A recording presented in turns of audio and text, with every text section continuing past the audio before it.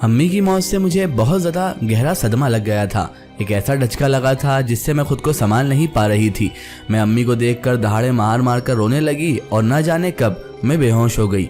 जैसे ही मेरी आंख खुली तो मैं हम्माद की गोद में सर रखकर लेटी हुई थी और हम उस बगीचे में मौजूद थे जहाँ पर हम्माद और हम रोज़ मिला करते थे।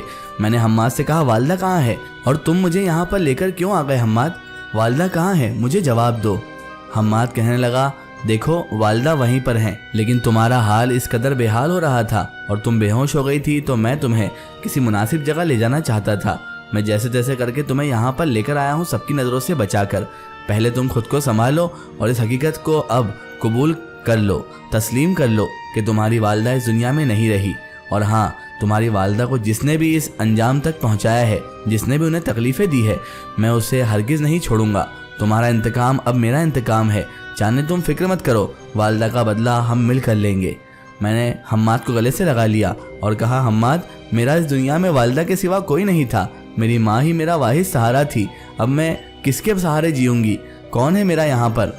हम्माद, कौन मुझे डांटेगा? कौन मुझे गलत बातों से रोकेगा? हम्माद, कौन मुझे खाना देगा? हम्माद, कौन मेरा ख्याल रखेगा? मैं फूट फूट कर रो रही थी और हम्माद से ये सारी बातें बयान किए जा रही थी। हम्माद ने जैसे ही मुझे खुद से अलग किया तो हम्माद भी रो रहा था। हम्माद कहने लगा, हिम्मत रखो चांदनी, हिम्मत रखो। मैं जानता हूँ तुम्हारा दर्द बहुत बड़ा है। मैं तुम्हें दिलासा तो नहीं दे सकता, तसल्ली तो नहीं दे सकता, लेकिन बस इतनी ही दुआ कर सकता हूँ कि अल्लाह तुम्हें सब्र अता करे। अपने आप को संभालो, ये संभलने का वक्त है। अभी तुम्हारी वालिदा की तदफीन भी बाकी है। वहाँ पर मैं रहूँगा, लेकिन तुम्हें ही वहाँ पर सारे मामलात देखना है। बाकी सारी अशिया का इंतज़ाम मैं कर दूँगा। जो खाना वगैरह करना होता है उसके सारे अशिया के इंतजामात मैं घर पर ही कर दूंगा, लेकिन तुम्हें सारा निज़ाम देखना होगा। सबसे पहले अपनी वालिदा को सुपुर्दे खाक करना होगा, उन्हें तदफीन करवाना होगा। उसके बाद ही चांदनी हम कुछ आगे की प्रोसेस कर सकते हैं। सबसे पहले अपने आप को संभालो और चलो अस्पताल चलकर अपनी वालिदा का जिस्म वहाँ से लो और घर पर सबको इत्तला करो। हम्माद की बात सच थी, लेकिन अपने आप को संभालना इस वक्त नामुमकिन सा लग रहा था। मेरी माँ का चेहरा मेरी आंखों के सामने ऐसे घूम रहा था जैसे वो मुझे हर जगह दिखाई दे रही हो और मुझे रुला रहा था। मुझे वालिदा की बहुत याद आ रही थी, लेकिन हम्माद ने सच ही कहा था, अगर मैं इस तरह से टूट जाऊंगी तो इंतकाम कौन लेगा, सारे मामलात कौन देखेगा? माँ की तदफीन बाकी थी। मैंने हिम्मत की और अपने पैरों पर उठ खड़ी हुई। मैंने कहा, हम्माद, आप जब तक कि घर पर सारे इंतजामात कर दें, मैं जाकर अम्मी को अस्पताल से घर लेकर आती हूँ। हम्माद, तुमसे एक और गुजारिश है, बस मेरे साथ कभी कोई ऐसी चीज़ मत कर देना जिससे मेरा यकीन तुम पर से भी उठ जाए, क्योंकि अब इस दुनिया में अपनों में तुम्हारे सिवा मेरा कोई भी नहीं है। हम्माद ने मुझे गले लगाया और कहने लगा, चांदनी, मैं अपनी मोहब्बत की कसम खाता हूँ, मैं तुम्हारी कसम खाता हूँ कि तुम्हारे दुश्मनों से तुम्हारा इंतकाम भी लूँगा और जिसने वालिदा का यह हश्र किया है उसे मैं हरगिज़ माफ़ नहीं करूँगा और उसका हश्र भी बहुत बुरा होगा। मैं हम्माद के गले से अलग हुई और उसके बाद मैं सीधे अस्पताल चले गई। अस्पताल में ज़रूरी फॉर्मेलिटीज़ पूरी करके हम्माद के दिए हुए पैसों से ही मैंने अम्मी की दवाई और उनके खर्चे का बिल पे किया। उसके बाद डेड बॉडी को एम्बुलेंस में लेकर मैं सीधे घर आ गई। घर आकर जब मस्जिदों में ऐलान हुआ तो घर पर भीड़ उमड़ आई। घर पर बहुत सारी खवातीन आ गईं और मुझे हिम्मत देने लगी। उनकी बातें सुन सुनकर मुझे और रोना आ रहा था। सामने अम्मी बेजान पड़ी हुई थी। उनके बेजान जिस्म को देखकर आंसू रुकने का नाम ही नहीं ले रहे थे। जरूरत थी किसी ऐसे की जिसे गले लगाकर खूब रोऊं। लेकिन हम्माद अभी यहाँ पर सबके सामने मेरे पास भी तो नहीं आ सकता था। करती तो मैं क्या करती, इसीलिए मैंने अपने आप को संभालना ही ठीक समझा। तभी अचानक दरवाजे पर मुझे वो लोग दिखाई दिए जिनसे कभी कोई उम्मीद नहीं रखी थी। मेरे भाई अब यहाँ पर आ चुके थे जब उनकी वालिदा इस दुनिया में नहीं रही थी। जब वालिदा इस दुनिया में थी, इन्होंने आकर झांका तक नहीं कि मेरी वालिदा और मेरी बहन किस हालात में है, लेकिन अब सारे भाई यहाँ पर आकर लोगों के सामने रोने का ढोंग कर रहे थे। एक भाई मेरे पास रोते हुए आया, कहने लगा, बहन चांदनी, क्या हो गया ये, कैसे हो गया ये? हमारी वालिदा को किसने ये सब कर दिया? पहले ही मैं वालिदा के हाथ से अभी संभली नहीं थी और मेरे भाई ने आकर जैसे ही मुझसे ये फिजूल बातें की और लोगों के सामने ढोंग किया कि उसे वालिदा की और मेरी बहुत परवाह है, तो मैं उस पर बरस पड़ी। मैंने कहा, निकल जाओ यहाँ से और मेरी वालिदा के जिस्म को हाथ लगाने की ज़रूरत भी नहीं है। जब जीते जी हमारी वालिदा को तुम्हारी ज़रूरत थी तब तुम कहाँ मर गए थे सारे, और अब आकर यहाँ पर झूठा ढोंग रचा रहे हो कि तुम्हें बहुत फिक्र है हमारी। अब यहाँ पर आकर ऐसा ढोंग कर रहे हो जैसे तुम्हें वालिदा से बहुत मोहब्बत थी। तुम्हारी हिम्मत कैसे हुई यहाँ पर वापस आने की? जब तुमने हमें तनहा छोड़ ही दिया था, हमें दर दर की ठोकरें खाने के लिए छोड़ ही दिया था, तो फिर क्यों आए हो आज? आज भी नहीं आते।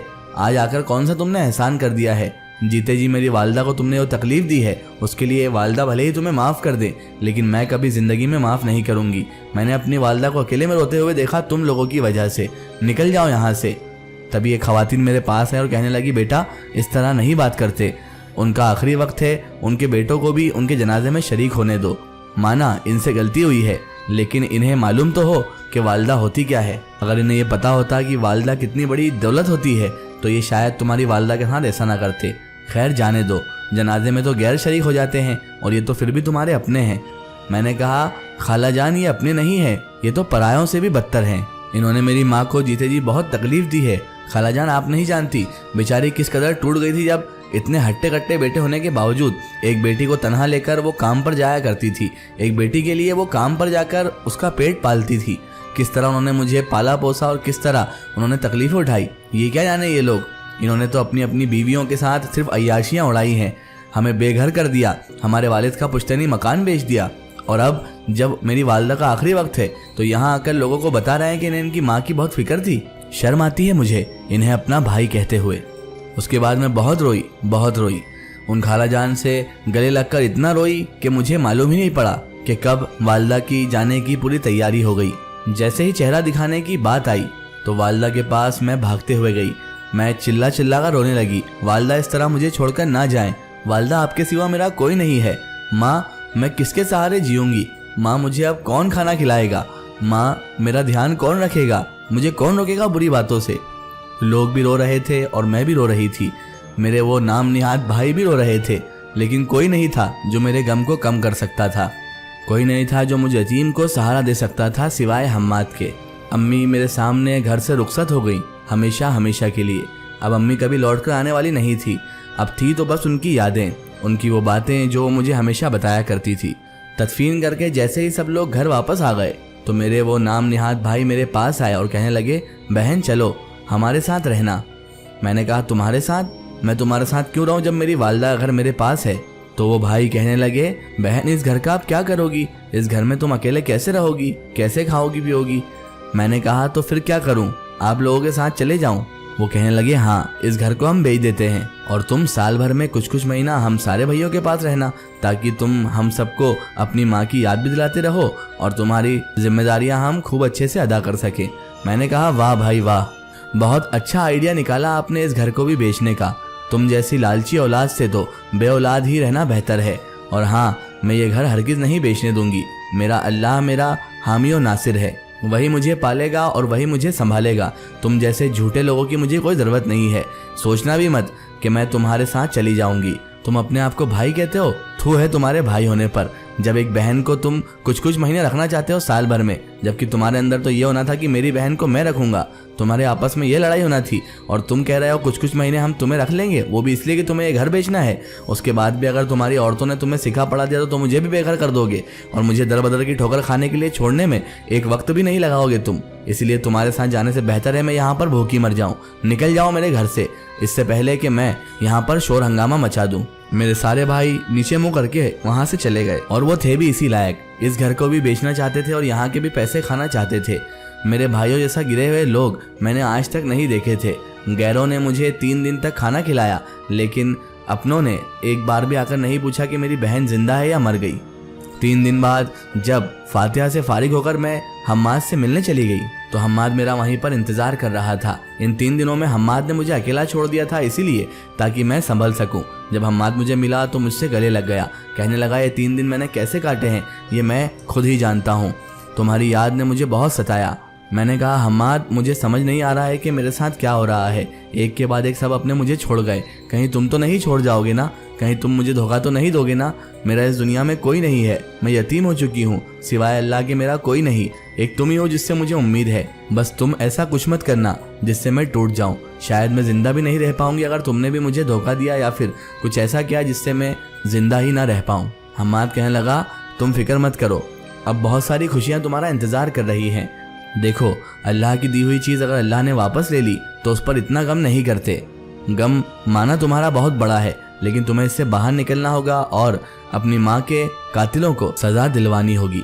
मैंने कहा, कातिलों को नहीं, सिर्फ एक ही कातिल है मेरी माँ का, और वो है तुम्हारी चचाजाद बहन हिना।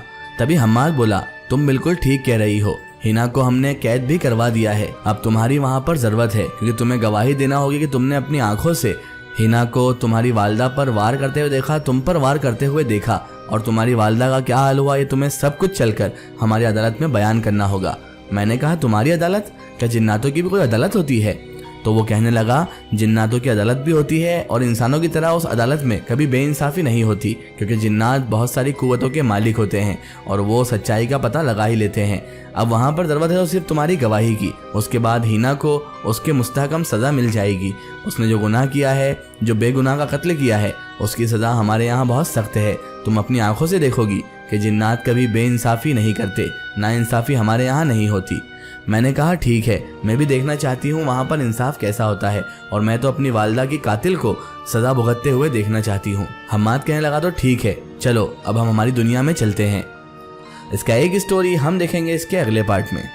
अगर आप भी अपनी ज़िंदगी की कोई सच्ची कहानी या फिर अपनी कोई स्टोरी हमारे चैनल से शेयर करवाना चाहते हैं, या आप चाहते हैं कि आपकी रियल स्टोरी हम अपने चैनल से शेयर करें, तो हमें कांटेक्ट करें हमारे फेसबुक और Insta page my story book पर। फेसबुक और इंस्टा पेज पर हमसे जुड़ें और हमें अपनी स्टोरी ज़रूर शेयर करें।